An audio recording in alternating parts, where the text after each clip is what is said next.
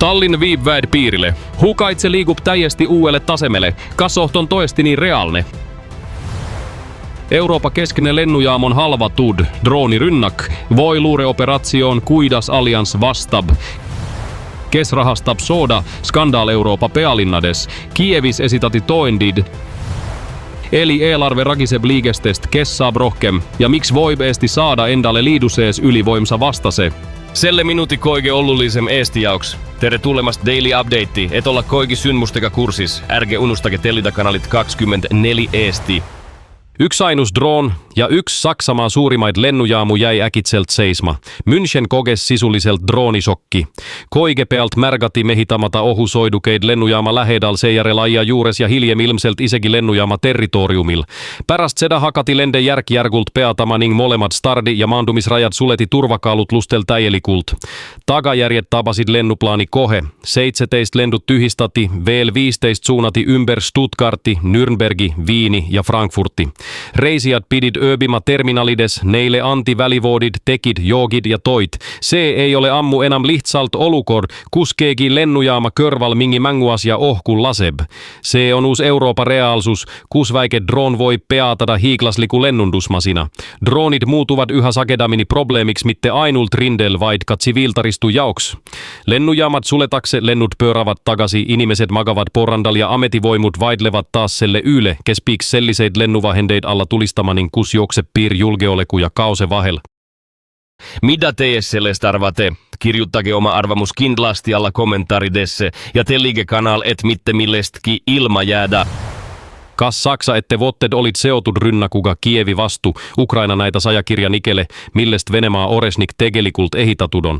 Pärast viimast massiivset rynnakut esitlesid eksperdid elektronilisit trykkplaate rakettide ja droonide rusudest, millega Venemaa Ukraina tryndas. Ja taas avaneb sama pilt. Venemaa relvadest leiti komponente Hiinast, USAst, Japanist, Saksamaalt ja Sveitsist. Osalt mikrokiipidelt olit serianumbrid eemaldatud. Se tähendab, et keegi saab ilmselt väga hästi aru, et neid detaile oleks parem mitte nähtavalle jätta. Kreml räägib tehnologilisest suveräänsusest, kuid teema rakettide sees on Lääne ja Aasia elektronika, mida tuleb nähtävästi varjata, kustutada ja peita. Eraldi näidatika oresniku juhtimisplaati. Seda kirjeldatakse solmena, mis on kokku pandud Venemaa ja Valgevene komponentidest, sealhulgas Minski tehase integral detailidest. Ja just se on oluline punkt. Valgevene ei ole siin ammu enam lihtsalt lava Venemaa ähvardustele ja manöövritele, vaid osa sojallis-tehnologilisesta tarneahelasta. Lukasenka voi väitä niin paljon kuin tahab, etteda ei taheta sotta tommata. Valgevene komponentit lentävät juba Venemaa rakettides Ukraina pihta. Eesti ei ota enam, kuni droonid hakkavat tema territoriumille kukkuma. Idapiiril Venemaaga on juba kasutuselle voetud esimeset stationaarset mehitamata, ohusoidu kite avastamise ja seiresysteemid. Se ei ole test ega näidisprojekt. Kompleksit töötavad juba 3 maismaapiiriloigul Eesti, Läti ja Venemaa kolmikpunkti Ningluhamaa vahel. Aasta lopuksi tahab Tallinn katta selliste systeemidega kogu piiriloigu Venemaaga. Siil, kus stationaarset varustust veel ei ole, kasutavat politsei ja piirivalvurid mobiilseid komplekse. Teisi söönnu ehitab Eesti sisulliselt droonide radarivööndit, mitte paberil, vaid otsepiki Venemaa piiri. Esimesed seadmed on paigas ja töötavad.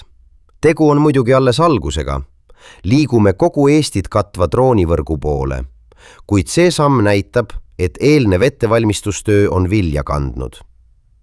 Hiljutised drooniintsidendid näitavad, et oleme oma võimekuste planeerimisel vägagi realistlikult ohte hinnanud ja otsused kaalutletult teinud. Meie idapiir on hästi valvatud ja droonivõimekuse paranemine lisab turvatunnet kogu Euroopale. Pohjus on selge. Pärast droonidega seotud intsidente, sealhulgas juhtumit, kus droon tabas Auvere elektrijaama korstnat, otsustati Eestis mitte mängida juhuseega. Droonide avastamise ja torjumise reegleid vaadatakse üle ning armeele, politseille ja elutähtsate objektide kaitsjatele soovitakse anda rohkem volitusi isegi rahuajal. Siseminister Igor Taro ütleb, et hiljutised intsidendid kinnitasid riske hinnati realistlikult ja see ei ole enam ainult Eesti lugu. Eesti idapiir muutub järk-järgult osaks uuest Euroopa julgeolekusüsteemist, kus ohtu ei odata enam värava taga. Seda püütakse märgata juba ohus. Kas Euroopa kardab Kremli järgmist sammu. Lääne pealinnades kasvab mure, et Venemaa voi yritada laajentada konflikti Ukrainasta kaugemmalle ja panna prooville NATO-yhtsuse. Yhä sagedamini koolavad hoiatuset Balti riikide, Arktika ja Läänemeren piirkonna suunnal. Naguteata Wall Street Journal kardavad Euroopa julgeolekuteenistused, et Kreml voib otsida uut väljapääsu soojallisesta ummikseisust Ukrainas. Monede analyytikute hinnangul voib Venemaa yritada tekitada pingeid NATO-territoriumil, et testida alliansi reaktsiooni ja muuta soojadünaamikat. Viimastel päevadel ja nädalatel näeme me Venemaa ähvardusi, otseseid ähvardusi Balti riikide vastu. Ja mitte ainult Balti riikide vastu.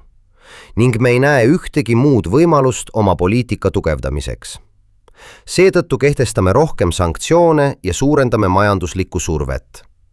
Kahjuks ei ole nad valmis ega soovi alustada tõelisi rahuläbirääkimisi. Seega peame neid rahuläbirääkimistele survestama. Ja kui me suudame neile majanduslikku kahju tekitada, ei jää neil mingit võimalust tegelikult rääkima hakata.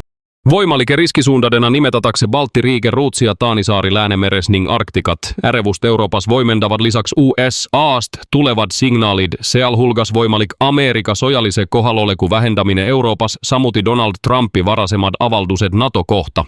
Lääne luureandmete kohaselt kautta Venemaa praegu kuni 30 000 sodurit kuus, samalla ajal kuin Moskval on yhä raskem neid kautusi korvata. Ekspertit hoijatavat, että Kreml voib seista silmitsi vajadusega kuulutada väliä uus mobilisatioon. Sellist otsust tuleks poliitiliselt pohjendada voimalik, että konflikti edasise eskaleerimise kaudu.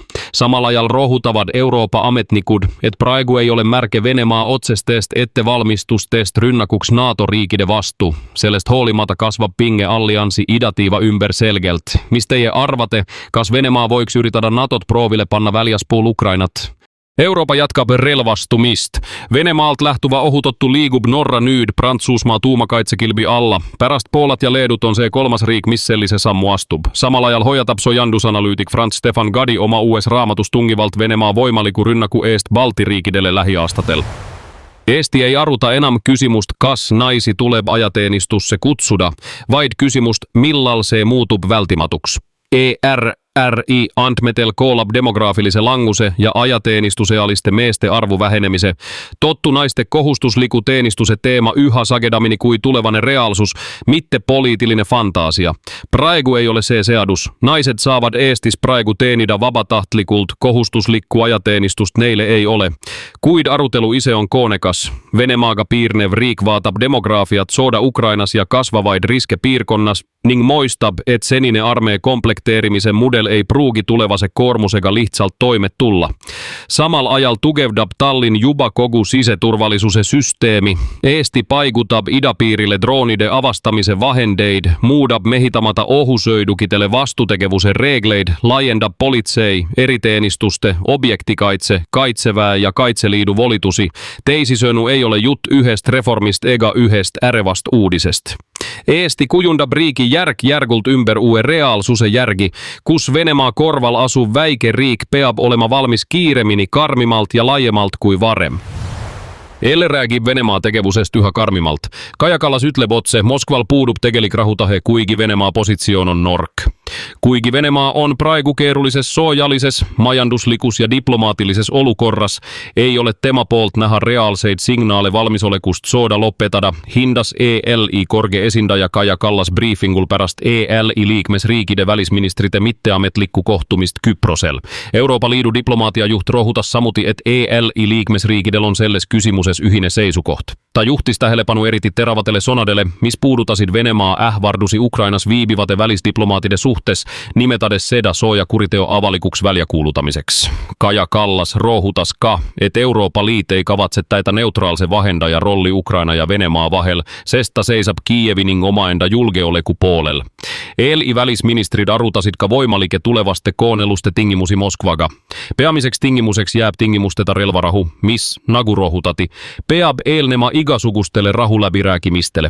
Kallas lisas samuti, että Venemaa peab lopetama destabiliseeriva tegevuse Euroopas, sealhulgas kyberrynnakud, sekkumise valimistesse ning ohuruumirikkumised.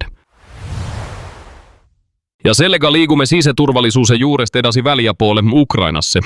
Siil näib sojavägi praegu oma strategiat pohjimottelliselt muutvat, et Venemaa sojamasin torkuma panna. Operatsioni nimi on Logistic Lockdown. Idea on sama lihtne kuin tohus. Selle asemel, et end ainult rindel kurnata, ryndab Ukraina sihipäraselt ja massilliselt Venemaa varustusteid. Ja seda sygaval tagalaska Venemaa territoriumilla. Ukraina kaitseminister Mohailo Fedorov teatab, et logistika, ladude ja juhtimispunktide hävitamist on neljakordistatud. Tema tähele panek. Mida rohkem Venemaa logistikat hävitatakse, seda vähem toimub rindel rünnakutegevust. Eesmärk on selge. Putini armee tuleb rindel sisuliselt nälga jätta. See on võimalik, sest Ukraina on alates kevadest sihipäraselt rivist välja löönud Venemaa ohutorjet. Üks droonikomandöör ütles Politicoole, et nüüd on võimalik lennata igasse punkti okupeeritud aladel ja halvata transporditeid. Vene sojablogijad kinnitavad Telegramis juba nende rünnakute massilist sagenemist. Ukraina investeerib selle surve hoidmiseks uudesse keskmaa relvadesse ligi 100 miljonit eurot. See on katse muuta sooda puhtast kurnamissojast strateegiliseks voiduks. Brüsselis käib praegu voitlus, mis võib meille koigile väga kalliks maksma minna. Euroopa Komisjon on esitanud oma plaani järgmise suure eelarve kohta aastateks 2028 kuni 2034 ja see plaan on toosine. Senise umbes 1,2 triljoni euro asemel tahab EL kulutada peaaegu 2 triljonit eurot. See tähendab ligi 80% kasvu. Ametlik pohjendus. Euroopa peab muutuma soltumatumaks, turvallisemaks ja konkurentsivoimelisemaks. Rohkem raha kaitsele, Ukrainalle ja tööstuspoliitikalle. Ja siin ongi vootmekoht, alates 2028 aastast peab EL hakkama tagasi maksma hiiglaslikke koronavolgu. Te mäletate küll Next Generation EU-fond. Nüüd tuleb arve. Ja kes selle maksma piks? No, eelkoige meie. Saksamaa on ka praegu Euroopa Liidu suurim netomaksja. Me kannamme Brysselisse igal aastal umbes 35 miljardit eurot. Arvestuste kohaselt võib see summa uue eelarve heakskiitmise korral kasvada 60 miljardi euroni aastas. Teisel pool seisavad eelkoige Louna- ja Ida-Euroopa riigid, mis saavad Brysselist traditsiooniliselt rohkem raha. Seega on vaidlus juba ette sisse kirjutatud ja see tuleb karm. Kysymys on Euroopa Liidu rahallisessa tulevikus ja Saksamaa maksumaksija taluvuspiiris. Mitä teie sellest arvate? Kirjutage oma arvamus kindlasti alla kommentaaridesse ja tellige kanal, et mitte millestki ilma jäädä. Brysseli finantslahingutest liigume nüüd täiesti teistsuguse relvastumise juurde. Sellise juurde, mis puudutab otseselt meid koiki. Satelliidipildid ja lekkinud dokumendid paljastavat Putini salajase droonilinna ulatuse. Keset Tatarstani Alabuga erimajandustsoonis ehitab Venemaa hiiglaslikku tootmiskompleksi lahingudroonide jaoks. Plaanid on hirmutavad. 2026 aastaks piiks Siil valmima 60 000 Shahed-tyypi kaugmaadrooni. Se tähendab senise tootmisvoimsuse 10-kordistamist. Selle saavutamiseksi on Kreml üles ehitanud perfitse värbamismasina. YouTubei, TikToki ja Telegrami kaudu meelitatakse noori inimesi yle kogu maailma Alabuga Polyteki korkete palkade ja tipptasemel hariduse lubadustega. Lekkinud dokumendit näitävät aga kyynilist tegelikkust. Eriti sihilikult pördutakse nuorten naisten poole Afrikast, Aasiast ja Ladina-Amerikast. Neille lubatakse tööd teeninduses, kuid nad satuvad droonitootmisse. Sisemiselt nimetatakse neid halvustavalt mulattideks. Kes kord sinna jõuab, on loksus. Pilaset peavad oppimise korval töötama vahetustes ja on krooniliselt üleväsinud. Kes tahab lahkuda, peab maksma tohutuid trahve. Sellele lisanduvat totaalne jälgimine ja ideoloogilinen ajupesu. Seintel ripuvat plakatit loosungiga Stalin elab sinu DNAsi ning paintballimänguudes lavastatakse Ukraina linnade vabastamist. Eesmärk, nagu ütles üks asejuht, on noorgad ja pehmed välja soeluda. Uppurid peavad kannatama. See rajatis on korgelt turvatud kindlus, mida kaitsevat rindelt ära tuudud ohutorjesüsteemid. See on synge pilguheit Venemaa sojamasinasse. Samalla ajal kui Venemaa panustab droonide puhul massile, mitte kvaliteedille, kukub läänes 1 miljarditesse ulatuv korktehnoloogilinen projekt suurejooneliselt läbi. Florida osariigis Cape Canaverali kohal kerkis hiiglaslik tulekera. Amazonin asutaja Jeff Bezose uus raskekanderaket New Glenn plahvatas testi käigus. Raket ei pidanutki startima. Tegemistä oli niin nimetatud static fire testiga, millä käigus sydatakse motorid maapinnal. Kuid selle käigus tekkis korvalekalle naguteatas Bezose firma Blue Origin. Video näitab tohutut plahvatust. Se on Bezosel miljardäride kosmosevoidu juoksus massiivne tagasilöök. New Glenn on tema vastus Elon Muski SpaceXi Falconi rakettidele, miss domineerivad kommertskosmose turgu. Pärast edukat esmalenduja kahte järgmist missioni pidisee olema 4 start. Bezos ise kirjutas Xis, et se oli väga raske päev, kuid koik ehitatakse uudesti ylös. Tema konkurent Elon Musk kommenteeris plahvatuse videot talle omaselt kuivalt sonadega. Äärmiselt kahetsusväärne raketidon keerullised. Lause, milles koolab ilmseltka korralik ports rivaalitsemist. Blue Origini unistus SpaceXille toosiselt konkurrentsi pakkuda on sellega esialgu kaugesse tulevikku lykatud. Ja nüüd, nagu alati, kiire ülevaade, löögi järel päeva olulisemad teated. Alustamme teemaga, mis puudutab täna paljusid puhkajaid. Brenneril ähvardab täielik liikluskaos. Kohalikud elanikud protestivad massiivse liikluskoormuse vastu ja halvavat Brenneri kiirtee A13 tundideks. ADAC hoiatab, et praktiliselt puuduvad ymbersoiduvoimalused. Kes tänä Italia suunas liigub, vajab äärmiselt palju kannatust. Sisäpoliitikas käärib CSUs kovasti. Aseesimees Manfred Weber suurendab pärast ajalooliselt kehva tulemust kohalikel valimistel survet parteijuhille Markus Söderille. Ta nõuab oma nelipühakirjas sisulist ümberorienteerumist ja rohkem julgust järgida oma veendumusi, mitte küsitluste numbreid. Ametlikult ei tahata personaalidebatti, kuid hoiatuslaskyle vööri on eksimatult kuuldav. Järjekordsed ähvardused. Vladimir Putin kommenteeris Kasahstani visiidi ajal Euroopa ja NATOga seotud suhteid teravas toonis. Meil ei ole Euroopa riikide suhtes mingeid aggressiivseid kavatsusi. Neil on vahendid, et Venemaa baasid maatasa teha. Venemaa föderatsioonil on koik vahendid, et maatasa teha need, kes püüavad seda teha. Venemaa juht kritiseeris ka lääneriikide hinnanguid olukorralle, nimetades neid tegelikkusest irdunuks. Venemaal ei ole kunagi olnud mingeid aggressiivseid kavatsusi Euroopan riikide suhtes. Tragödia, mis Ukrainas toimub, on nende asi, nende poliitika tulemus. Niid avaldused teravdavat taas pingeid Moskva ja lääne vahel ning sobituvad konflikti jatkuva retoorilise eskalatsiooniga. Aga mida teie sellest arvate? Kas selline retorika tähendab edasist eskalatsiooni voi on see lihtsalt poliitilinen mäng? Kas NATO voib Venemaa vastu käivitada artikli 4? Pärast Vene droonitabamust Rumeenia elumajalle tekib yhä valjemalt kysymysalliansi voimaliku reaktiooni kohta. Kas se on esimene niin tosine signaal, et soda voib otseselt ohustada NATO-riike?